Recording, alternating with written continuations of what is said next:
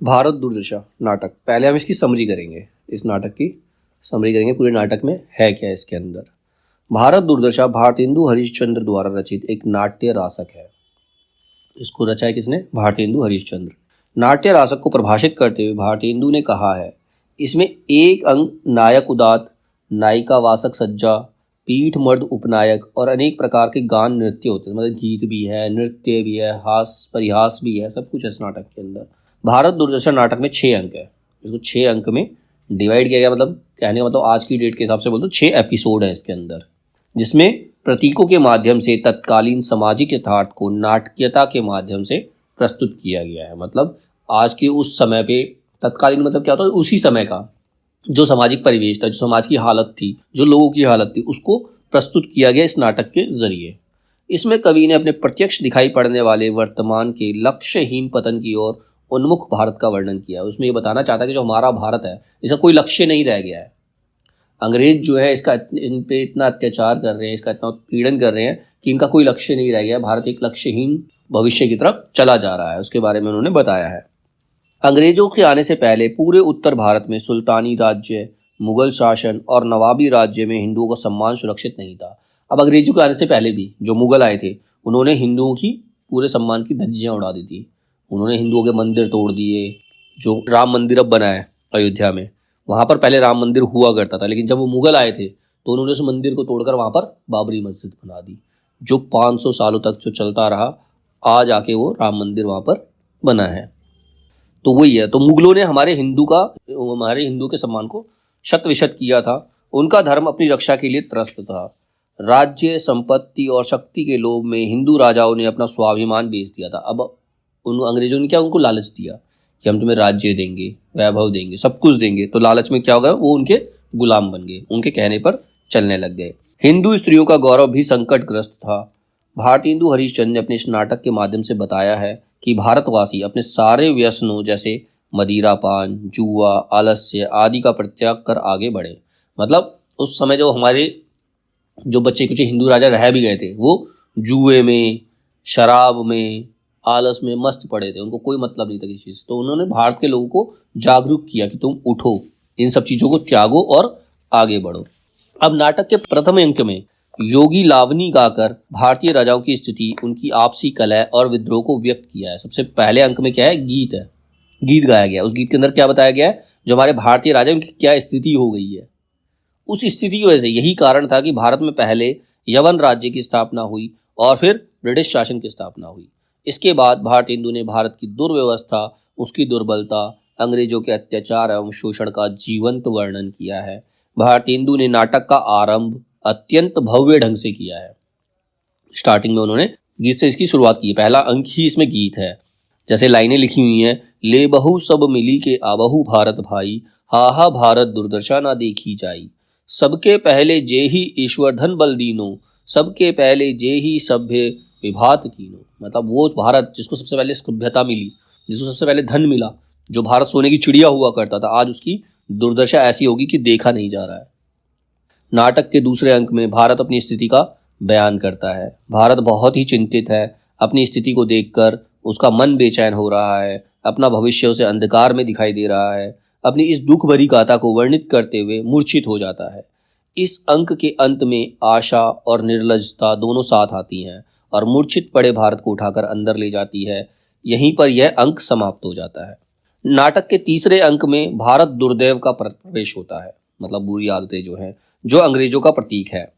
भारत दुर्देव की वेशभूषा अजीबोगरीब है। आधी हिंदू आधी मुस्लिम, मतलब आधा हिंदू दिखाई देता है, आधा मुसलमान दिखाई देता है। भारत दुर्देव को ही भारत की दुर्दशा का कारण माना गया है।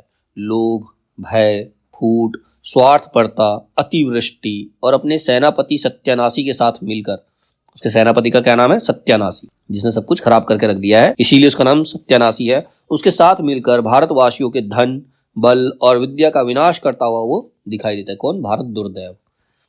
नाटक के चौथे अंक में भारतवर्ष में व्याप्त विभिन्न कुरीतियों और उसके प्रभावों को उल्लेख करते हुए बताया गया है कि इन्हीं कुरीतियों के कारण ही भारत की यह दुर्गति हुई है। और वो कुरीतियां कौन कौन सी हैं? आलस्य, मदिरा यानी कि शराब, रोग, निर्धनता, अविद्या, छुआछूत, कलह, कलह मतलब आपसी झगड़े, ये सब उसकी कुरीतियां हैं जिसकी वजह से भारत की दशा है। ये कुरीतियां हैं जो देश का विनाश कर रही हैं। इसके बारे में चौथे अंक में बताया गया है। नाटक के पंचम अंक में भारतीय समाज के बुद्धिजीवी वर्ग यानी कि पढ़े लिखे सभ्य लोगों की एक कमेटी बनती है। ये कमेटी भारत को औपचारिक दासता से मुक्ति दिलाने का प्रयास करती है, किंतु अंग्रेज शासक डिसलॉयल्टी, अंग्रेज शासक का नाम भी डिसलॉयल्टी रखा है, जिस पर विश्वास नहीं किया जा सकता, डिसलॉयल्टी नामक अंग्रेजी पॉलिसी एक्ट की हाकिम इच्छा नामक दफा के अंतर्गत सबको पकड़कर बंदी बना लेते हैं। नाटक के छठे अंक में भारत अपने भाग्य को निराशा में डूबा हुआ अचेत देखकर उसे उठाने की कोशिश करता है। भारत भाग्य निराशा में डूब जाता है। वह गंगा, यमुना और समुद्र को पुकार कर प्रार्थना करता है कि इस भारत भूमि तथा इसकी प्रसिद्ध नगरी वन पर्वतों को डुबो दो।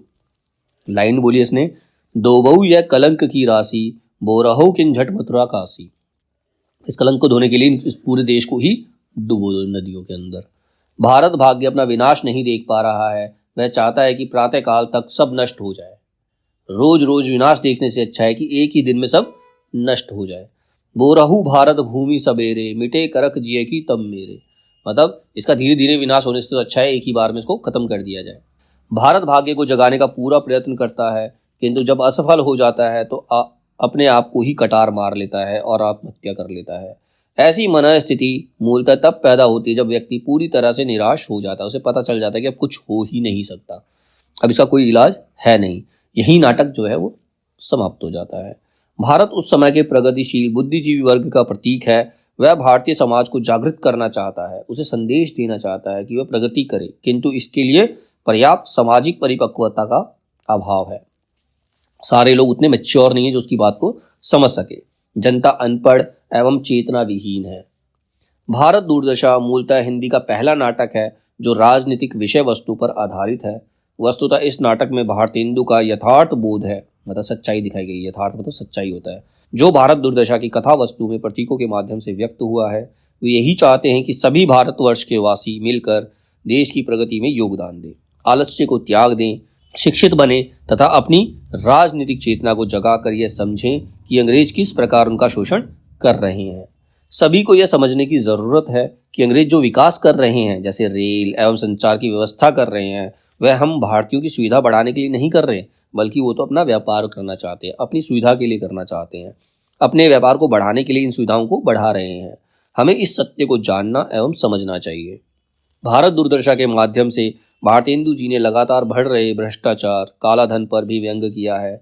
न्याय का दिखावा करने वाली अंग्रेजी हुकूमत अपनी इच्छा को ही कानून बना दिया है। अंग्रेजी शासनकाल में जहां शासन का विरोध करने की स्वतंत्रता लेखक को प्राप्त नहीं थी, ऐसे समय में इस तरह का यथार्थ से परिपूर्ण नाटक लिखना एवं उसे मंचित करके जन जन तक पहुंचाना भारतेंदु जी के साहस, वीरता और देश प्रेम का ही परिणाम है।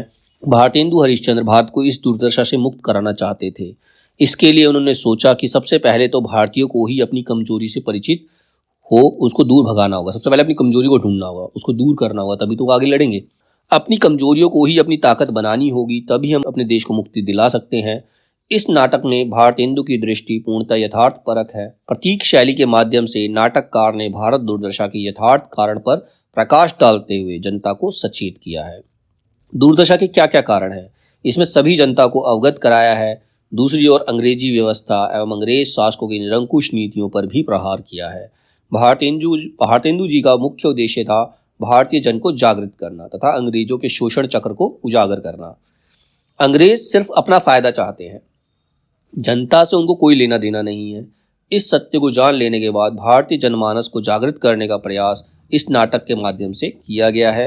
वे जानते हैं कि अंग्रेजों के राज्य में देश का धन विदेशों में जा रहा है, जिससे देश में दरिद्रता बढ़ रही है। दरिद्रता मतलब गरीबी बढ़ रही है। इसके ऊपर लाइन लिखी उन्होंने, अंग्रेज राज सुख साज सजे सब भारी, ये धन विदेश जली जात नहीं अति ख्वारी। मतलब वो तुम्हें जो दिखावा दिखा रहे हैं, तुम्हें जो साज सज्जा दिखा रहे हैं, कुछ नहीं है, वो हमारा ही धन लेकर अपने देश में लेके जा रहे हैं, हमारा धन हमसे छीन रहे हैं। यही कारण है कि जिससे देश में महंगाई बढ़ रही है। भारतीय जनता वैसे ही महाभारी रोग से निर्धन होती जा रही है, ऊपर से अंग्रेज सरकार टैक्स लगाकर जनता को लूट रही है। इस समय में समाज में रिश्वतखोरी, चापलूसी का बोलबाला था। भारतेंदु ने व्यंग्यपूर्ण शैली में इन सब की पोल खोल दी है। अपने शासन को सारी दुनिया में न्याय का शासन घोषित करने वाली अंग्रेज जाति पर स्वतंत्र भारत में ऐसी यथार्थ टिप्पणी के माध्यम से तमाचा मारने का काम सिर्फ भारतेंदु हरिश्चंद्र ही कर सकते थे। निश्चय ही भारत दुर्दशा भारतेंदु का सशक्त राजनीतिक देशभक्ति की भावना से भरा हुआ नाटक है। भारत दुर्दशा मूलतः भारतेंदु युग का ज्वलंत दस्तावेज है, जो लोगों के अंदर चिंगारी जगाई, जिसने लोगों के अंदर स्वतंत्रता की चिंगारी को भड़काया। नाटक के सारे पात्र काल्पनिक किंतु सब प्रतीक के रूप में आते हैं, जैसे भारत दुर्दैव, सत्यानाशी, फौज, निर्लजता, अंधकार, मदिरा, ये पात्रों के नाम है, जिसको सुनकर हंसी भी आती है, लेकिन उस पर व्यंग किया गया है कि वो पात्र इस प्रकार के हैं। यहाँ पर भारत दुर्दशा देशभक्ति की भावना से भरा हुआ यथार्थ परक और प्रतीकात्मक नाटक है। लेखक को अपने उद्देश्य में पूर्ण सफलता प्राप्त हुई इस नाटक के जरिए।